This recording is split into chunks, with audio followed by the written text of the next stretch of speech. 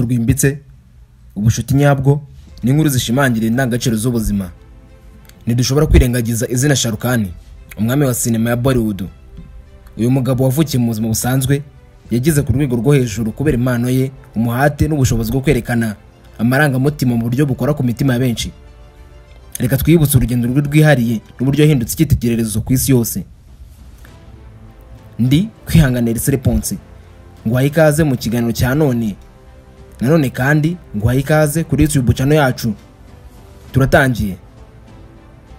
Sharukani uzwi kandi nka King Khan ni umwe mu bakinnyi ba za filime bakomeye cyane mu mateka y'Ubuhinde no ku isi yose. Yavukiye New Delhi ku ya 2 Ugushyingo 1965. Akaba ari umukinnyi wa filime, umushoramari, umuhanzi ndetse n'umuyobozi w'ibikorwa bya sinema. Reka tugane kuri ibi. Sharukani avukiye mu muryango w'Abayisilamu. Ise Mir Paja Muhammad Khan yari umunyapolitike n'umucuruzi, naho nyina Latif Fatima yari umubyeyi wakundaga umuryango. Uyu mugabo yize amashuri mu kigo cya St Columbus School in New Delhi, aho yagaragaje ubuhanga bukomeye mu bumenyi, siporo n'imyidagaduro. Yakomereje amashuri ye muri Hansard College aho yize ibijyanye n'ubukungu, hanyuma aza kwinjira muri Jamia Millia Islamia yiga itangazamakuru, ariko ntiyaza gusoza amasomo ye kugira ngo akomeze gukinira ibya filime. Mu 1991 yashakanye na Gaul Shibel, umuyoboke w'idini ry'Abahindu. Bafitanye abana batatu aribo Aryan Khan, Tuhan Khan na Balam Khan. Sharukani yatangiye umuhango w'ubuhanzi akina mu za filime z'ikinyamakuru cya televiziyo nka za Fauch mu 1988 na Circus mu 1999. Iyi mishinga yamuhaye izina ryiza bituma yimukira in Mumbai cyangwa se Bombay kugira ngo akomeze umwuga wo gukina filime. King Khan cyangwa se Sharukani yinjiye muri za filime za Bollywood mu 1992 akina muri The One filime yamuheje igihembo cya Filmfare Awards nk'umukinnyi wa za filime mwiza mushyashya. Nyuma yaho yamenyekanye kubera gukina muri za filime zagiye zimenyekana nka Bazigar mu 1993, Dal mu 1993, naho Diwali Durihania yari Jayingi 1995. Filime ikaba ari na filime zamenyekanye cyane kandi zakunzwe n'abantu batari bake.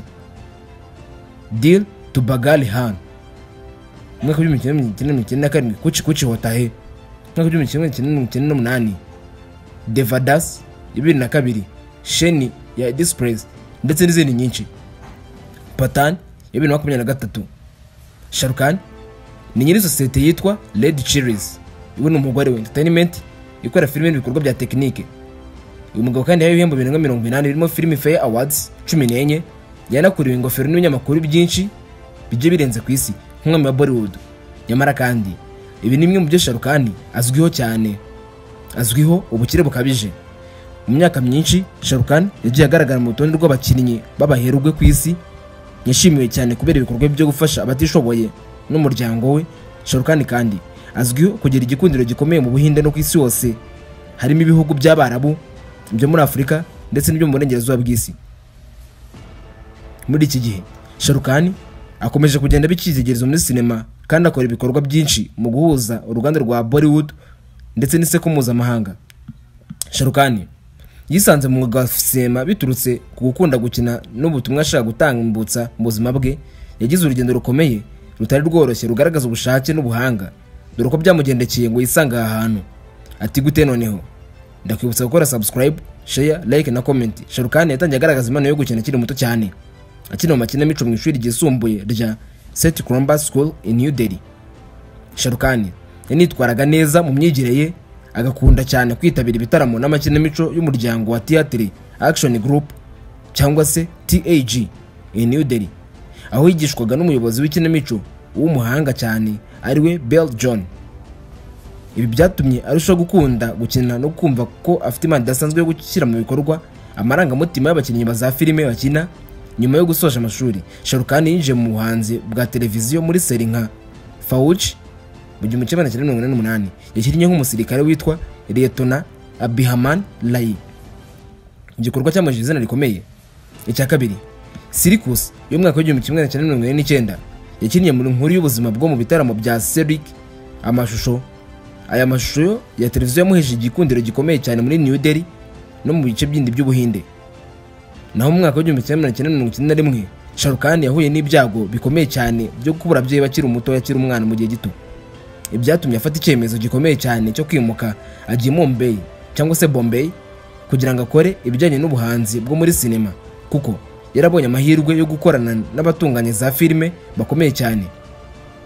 Amaze kugera i Mumbai yakomeje gukora ibizami auditions byo gukina za filime, nyuma za guhabwa amahirwe yo gukina muri za filime yo ya mbere Dewana yo mu 1992. Yanamuheje umwanya ukomeye cyane muri Bollywood. Shah Rukh Khan yatangiye akina nk'umuntu w'umuhemu mu mafilime nka Bazigar na Dal, aho yerekanye ubushobozi bwe bwo gukina nk'abakinnyi ba filime atamarangamutima akomeye kandi atamenyerewe cyane muri Bollywood. Uburyo bwe budasanzwe bwo gukina bwatumye akundwa cyane, abatunganya za filime barushaho kugenda bamugira icyizere.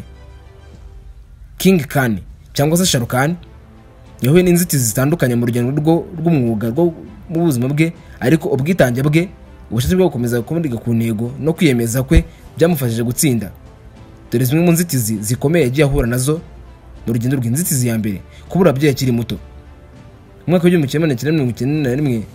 1991 Shah Rukh Khan yapfushije se Meltaj Mohammed Khan azize kanseri y'amara. Naho mu mwaka wa 1991 apfusha nyina Latif Fatima azize indwara y'umutima. Ibi byamuteye agahinda kenshi gakabije kuko yarakiri muto kandi nta handi hantu yari afite ho kwerekeza usibye ababyeyi be. Urupfu rwabo rwamuteye kwiyemeza gukora cyane kugira ngo yuzuze inzozi zabo, ariyo mpamvu yimukiye mu Mumbai. Icya kabiri, kutagira akarere yaturukagamo gakomeye muri sinema cyangwa se kutagira ahantu akomoka hakomeye muri sinema. Shah Rukh Khan ntavuka mu miryango y'ubwami bwa sinema ya Bollywood. Oya, ibyatumye ahura n'ibibazo bikomeye byo kwemeza abatunganya za filime, kubera ko muri iki gihe benshi mu bakinnyi bazwi baturuka mu miryango yamenyekanye cyane muri sinema, nta ngufu yari afite mu ruganda rwa sinema, ariko impano ye idasanzwe niyo yamufashije kwigaragaza. Icya gatatu, kwinjira muri sinema nk'umunyamahanga. Mu ntangiriro Shah Rukh Khan yahuye n'amarangamutima mabi y'abari bamaze kumenya muri televiziyo. Abantu benshi bamufataga nk'umukinnyi wa filime uhamye, ahubwo bamubonaga nk'umukinnyi wa televiziyo gusa. Gutsinda iyo myumvire no kuyigaragaza byamusabye imbaraga nyinshi. Icya kane, gukina nk'umuhemu. Mu gihe ashaka gutera imbere yatangiye akina role z'abakinnyi bafite imico mibi cyangwa se igitinyiro mu mafilime nka Bazigar na Dal. Imyanya yatumye bamwe bavuga ko ashobora kudakundwa nka hero cyangwa se tipe ba sinema isanzwe. Gusa ubushobozi bwo gukina bwamujeje icyubahiro no gukora iyo myumvire.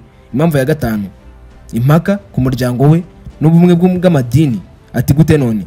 Shah Rukh Khan yashakanye na Gauri Chimbel, umuyoboke w'idini ry'Abahindu, kandi muri icyo gihe gushyingiranwa hagati y'amadini byateraga impaka hagati mu miryango no mu bantu benshi bahuye kandi n'imbogamizi nyinshi zicingiye ku madini, ariko bakomeza kwiyemeza kubaka urugo rwabo rwuzuye ubumwe n'amahoro no gukunda nyine.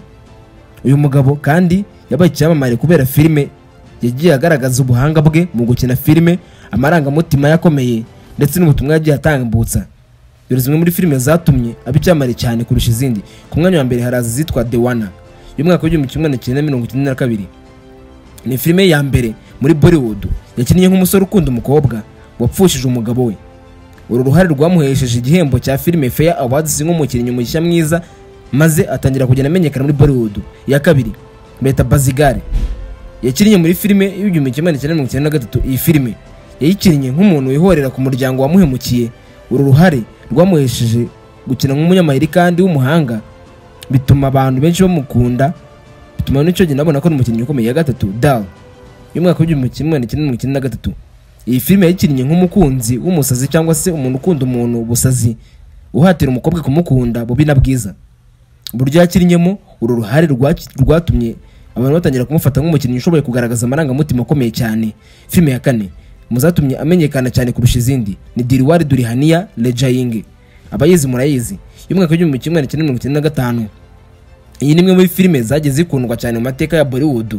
Shah Rukh Khan yagiye akina nka Raj, umusore ukundana na Simran, ariko bagakomeza urugamba rwo kwemeza umuryango wa Simran ngo bakunda urukundo rwabo. Iyi filime kandi yaramenyekanye ku isi yose na magingo naya. Iyi filime cyakunzwe. Filime ya gatanu muri filime za Shah Rukh Khan zatumye akundwa turasangaho Kuchi Kuchi Hotahe y'umwaka w'1998. Iyi filime yaje ica ibintu, yaje ica impaka nk'umukinnyi yitwaga Raoul ufite urukundo ruvanze hagati y'inshuti ye magara Anjali n'umukobwa Tina. Uru rukundo rwagaragaje amarangamutima akomeye cyane ya Shahrukh bigatuma benshi bamukunda cyane. Ya gatandatu Kabhi Khushi Kabhie Gham 2001. Iyi ni filime ye yerekeye umuryango, aho Shahrukh yakinnye nk'umuhungu wahunze umuryango we kubera urukundo rwe rwaciye ukubiri n'amatwara yabo. Nyamara ubutumwa buri muri iyi filime bushingiye ku bwiyunge bwakundije benshi uyu musore Shahrukh nyine. Filime ya karindwi bayita Devdas yo muri 2002. Yakinnye nk'umusore witwa Devdas wanywe inzoga nyinshi kubera umubabaro wo gutandukana n'umukunzi wa kera. Uru ruhare rwasabye Shahrukh kugaragaza amarangamutima y'ububabaro ukomeye cyane, kandi filime yamenyekanye cyane ku isi yose. Ku mwanya wa 8 turasangaho filime biswe Kale Ho Na Ho ya 2003. Shahrukh yakinnye nk'umusore urwaye indwara idakira ariko akomeza kugenda ashaka indwara no kwishima no gufasha inshuti ze kubona urukundo. Iyi filime iri muri filime zagiye zikundwa cyane kubera ubutumwa bwo guha agaciro ibihe by'ubuzima umuntu afite. Filime ya 9 bayita My Name Is Khan 2010. Iyi filime yayikinnye nk'umuntu ufite indwara ya autism ugerageza kugera kuri perezida wa Leta Zunze Ubumwe za Amerika ngo amusobanurire ko izina rya Khan ritavuze iterabwoba. Iyi ni filime yamugize icyamamare cyane ku rwego mpuzamahanga. Filime ya 10 bayita Shania Express ya 2013. Iyi filime kandi yakinnye nka Raoul, umusore wagize urugendo rw'amakuba ariko rukarangira asanze umukundo n'ibyishimo. Ariko iyi filime yakunzwe cyane kandi yabimwe muri filime zungusa amafaranga menshi muri Bollywood. Shahrukh kandi umusore akundwa cyane kubera amarangamutima yihariye, ubushobozi bwo kwerekana ibyishimo, agahinda, urukundo n'ubwiyunge mu buryo bukora ku mitima y'abantu benshi. Amafilime yiganjemo ubutumwa bw'urukundo n'imibanire y'abantu. Yashoboye kandi gutambutsa ubutumwa bwe mu bihugu byinshi, cyane cyane kubera filime nka Disdiwa Durihani ya Rejaying na My Name Is Khan. Uyu munsi turakubita tubangura nta gutinda, reka twerekeze cyane kuri filime yakinnye yamugize icyamamare yitwa Kuchi Kuchi Hotahe, turebe bimwe mu byayiranze ndetse n'amateka yayo nyirizina. Kuchi Kuchi Hotahe ni imwe muri filime zamamaye cyane ya Shahrukh kandi ikomeje gukundwa kugeza n'uyu munsi. Yashyizwe hanze mu mwaka w'1990 na 1998, itunganywa n'umuyobozi w'umuhanga Karan Johar. Iyi filime yabaye urufunguzo rwo guhimbaza cyangwa se kumenyekanisha urukundo mu bucuti n'ubwiyakire mu rukundo rw'ubuzima.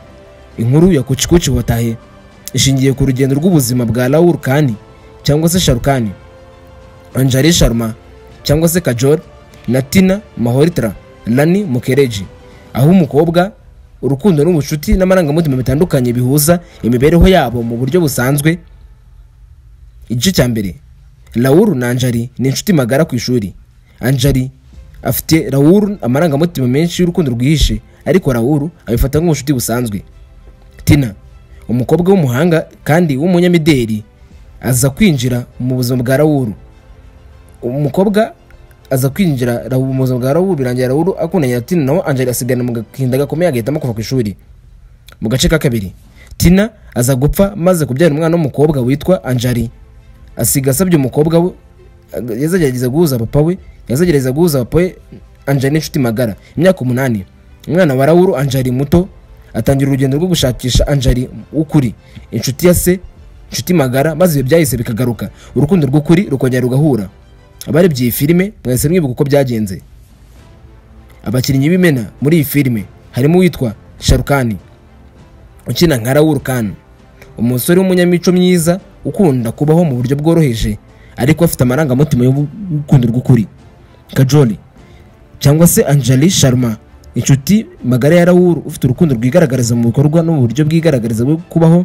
Rani Mukherjee wakinnye nka Tina Malhotra muri iyi filime nyine, umukobwa mwiza nyine kandi w'intarumikwa wuje uburanga kuko mu mibereho ye. Undi mukinnyi ugaragara muri iyi filime ni witwa Salman Khan, nawe muramuzi, akina mu mwanya wihariye nka Aman Mehra, umukunzi mushya wa Anjali w'ukuri ariko ufite umutima mwiza wo kwigomwa mu rukundo. Ibyo ndi kuvuga ahangaha abagerageje kureba filime mureta mwumva ibyo ari byo. Ubutumwa bukubiye muri iyi filime: icya mbere, ubucuti n'umusingi w'urukundo. Iyi ni filime yerekana ko ubucuti nyabwo bushobora kuvamo urukundo bwimbitse. Icya kabiri, utanga amahirwe ya kabiri. ibyabaye mu gihe cyahise bishobora guhinduka kandi urukundo rw'ukuri rushobora kubona inzira yo gusubirana. Icya gatatu, kwiyakira. Gufungura umutima no kwimenya ibyiyumviro byawe bwite ni ingenzi cyane mu guhitamo gukunda. Iyi filime kandi Kuchikuchi Hotahe yabaye filime yakunzwe cyane mu mwaka w'1998. Iyi filime kandi yanegukanye ibihembo byinshi bigiye bitandukanye mu biro bya sinema nka Film Fair Awards. Yegukanye ibihembo byinshi birimo Best Film, Best Actor Shah Rukh Khan na Best Actress Kajoli. Iyi filime yahawe ibihembo nka filime y'imyidagaduro ikundwa cyane. Dore impamvu nyamukuru iyi filime yabaye icyamamare cyane. Impamvu ya mbere ni umubano wa Shah Rukh Khan na Kajoli. Ubuhanga bwabo mu gukina bwagaragaje amarangamutima bwakoze ku mitima y'abantu benshi barebye iyi filime. Iyi filime indirimbo zayo, indirimbo nka Kuchikuchi Hotahe n'izindi zagaragaye muri filime zatumye benshi bakunda iyi filime by'umwihariko. Kuchikuchi Hotahe yabaye filime ifite amateka akomeye muri sinema ya Bollywood ndetse ikaba yanavuzwe n'ibyamamare bitandukanye kubera ubuhanga bwayo, inkuru y'urukundo idasanzwe n'uruhare rw'abakinnyi bayo bakomeye. Dore ibyo bamwe mu bakinnyi bakomeye bavuze muri iyi filime. Amitabh Bachchan yashyize iyi filime kubera uburyo yagaragaje amarangamutima y'urukundo n'ubushuti. Yavuze ko Kuchikuchi Hotahe ari imwe mu mafilime yazanye impinduka mu filime za sinema kubera urukundo yahaye urubyiruko n'imibereho yabo y'urukundo rwimbitse. Amir Khan, umukinnyi w'icyubahiro muri Bollywood, yashimye Kuchikuchi Hotahe avuga ko yari filime ishimishije kandi ifite inkuru ifatika. Yanavuze ko inkuru yayo n'ubutumwa bwo guharanira urukundo rw'ukuri byakoze ku mitima ya benshi. Priyanka Chopra, umwe mu byamamare mpuzamahanga by'Ubuhinde, yavuze ko Kuchikuchi Hotahe ari imwe mu mafilime yarebye akiri umwana muto cyane zikamwigisha byinshi cyane ku rukundo no ku bushuti. Yanongeyeho kandi ko yakuze akunda indirimbo za filime cyane cyane Kuchikuchi Hotahe. Ni nuko nshoje yari kwihangana Elisa Ponce. Ndakwibutsa gukora subscribe ufite igitekerezo, inyunganizi, ibiganiro dukora ukuri kw'Imana amarembo aruguruye. Jya muri comment, hano turi kuri YouTube channel yacu ndetse yanyu y'Abanyarwanda. Imana ibakunde cyane, ibarebe icyoroshye. Bye bye, mugire ibihe byiza.